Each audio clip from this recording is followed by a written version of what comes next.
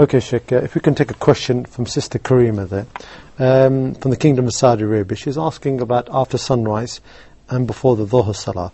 How many rak'ahs can you pray between that period, Sheikh?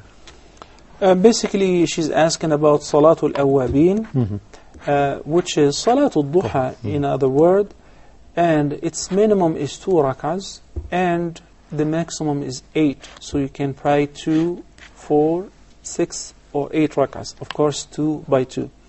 Besides that, this is a time where the person is allowed to pray as many prayers as he wants, which is nafil, of course. And I believe that among the reasons why duha was prescribed, that while we find the gap between Isha and Fajr is so big, so Allah subhanahu wa ta'ala prescribed and allowed us to pray the night prayer and at-tahajjud. And we find there is another big gap that lies between Fajr and Dhuhr.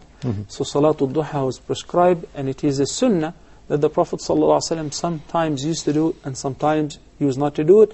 But many of the companions of the Prophet ﷺ reported him as doing so and advising them to regularly observe at least 2 rak'ahs of Salatul Duha, or the forenoon, which its time is a few minutes, 15 minutes past sunrise, and 10 to 15 minutes before the sun moves away from its meridian, which is the Dhuhr time.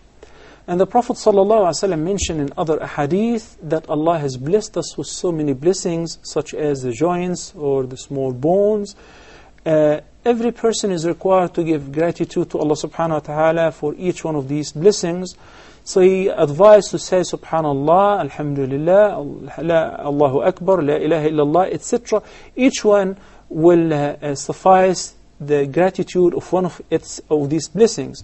And he said it will be sufficient for you to offer these 2 rak'ahs as minimum from Salatul Duha.